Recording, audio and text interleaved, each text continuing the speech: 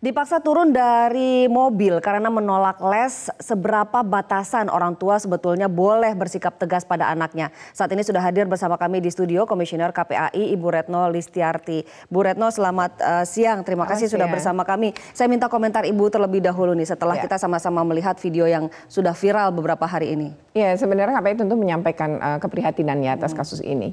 Kerap kali kekerasan fisik maupun kekerasan verbal itu kerap dilakukan orang tua dan dianggap lumrah sebagai bentuk bagian mendisiplinkan anak dan bagian mendidik. Padahal mendidik itu tidak haruskan dengan kekerasan dan juga dengan sikap-sikap seperti itu. Membuat jera anak pun tidak sebenarnya dengan cara-cara semacam itu. Jadi harusnya yang dibangun adalah pola asuh yang positif, disiplin positif yang dibangun. Jadi kalaupun anak melanggar sebuah aturan, itu komitmen sudah dibuat di mana dia akan mendapatkan sanksi pun secara adil dan juga itu disepakati bersama gitu ya. Jadi pola asuh positif tadi itu seperti apa, Bu? Yang tidak menggunakan kekerasan di dalamnya. Nah, gini ya kan misalnya gini, hak anak dalam Undang-Undang Perlindungan Anak itu jelas. Salah satunya hak anak adalah mengemukakan pendapat dan suaranya.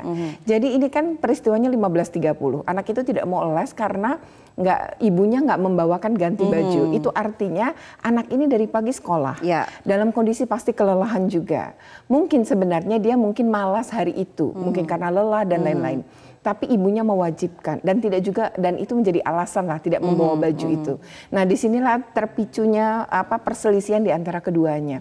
Nah, dalam hal ini kan tadi ya, anak ini pun harusnya juga ditanya apakah dengan sudah sekolah begitu lama, apakah dia masih mau les ya dengan usia yang kita perkirakan anak itu mungkin kelas 3 atau kelas 4 SD.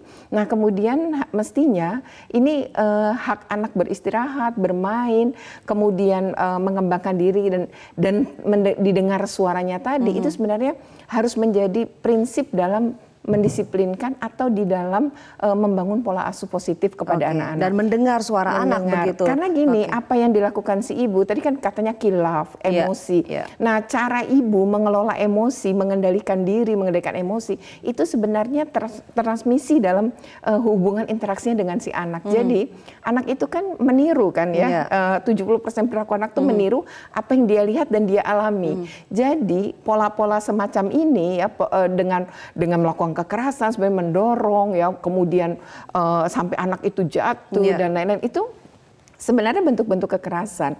Nah, ketika kekerasan itu dilakukan dia akan membekas pada anak-anak dan akan berpengaruh secara psikologis pada tumbuh kembang. Artinya anak ini perlu pendampingan, Bu. Betul, si ibunya juga. Jadi saya yakin juga mungkin ibunya juga punya masalah. Jadi dalam hal ini sebaiknya Dinas PPA atau P2 TP2A Kota Malang itu harus melakukan pendampingan. Jadi di assessment dulu si ibu dengan si anak, karena kalau ibunya kalau punya masalah dan tidak diselesaikan masalahnya, anaknya juga akan punya dampak. Itu kan sudah biasa. Anak ini kan ada relasi timpang antara orang tua dengan anak, sehingga hubungan itu harus diperbaiki. Dan kalau memang ada problem psikologis itu penting untuk disembuhkan gitu. Dengan anak ini juga peristiwa ini pasti membekas, apalagi ini viral. Nah, untuk itu anak ini butuh rehab psikologis tentunya. Bu, kita melihat video itu, Bu, yang saya rasakan pribadi ketika melihat itu pasti kenapa hanya mengambil video gitu, tidak melakukan intervensi, tidak menolong gitu. Sebetulnya sejauh mana atau kapan kita bisa mengintervensi kalau misalnya melihat peristiwa sejenis itu? Ya, pertama gini ya, ketika kita menggunakan pasal 76C Undang-Undang Perlindungan Anak, itu sebenarnya kekerasan itu termasuk membiarkan. Jadi tidak sekedar melakukan, menyuruh melakukan, tapi membiarkan terjadinya kekerasan itu pun adalah sebuah pelanggaran dalam pasal 76C 76 ini. Jadi caranya adalah ketika kita melihat seperti itu, kalaupun harus merekam, rekaman itu tidak boleh harusnya diupload ke media sosial atau kemanapun, tetapi sebagai bukti saja misalnya kepada pihak berwenang. Kemudian yang kedua harusnya menolong si anak, menengahi apa yang terjadi gitu. Jadi tidak bisa membiarkan begitu. Dan ini sebenarnya bukan kasus yang pertama, karena memang banyak sekali orang tua memperlakukan itu di area publik ya. Nah, kita kan berpikir kemudian di area publik aja dia berani ya, bagaimana kemudian di area yang lebih tertutup yaitu rumah. Nah, ini yang penting disadari. Saya rasa ini momentum ya bagi para orang tua untuk hati-hati gitu ya melakukan pola asuh semacam itu, apalagi menghukum anak pada area publik. Ini kan akhirnya membekas terus ya. Anak ini juga ketika dia melihat YouTube dan tentu itu akan menimbulkan kembali rasa sedih dan sakit yang dia rasakan. Singkat Bu, yang bisa dilakukan orang ya. dewasa atau orang-orang di sekitar anak melihat sudah ada bekas atau potensi trauma seperti ini, seperti apa yang harus dilakukan? Yang pertama, kalau ini kan sudah jelas ya, mestinya ada bantuan dari P2TP2A karena mereka punya psikolog.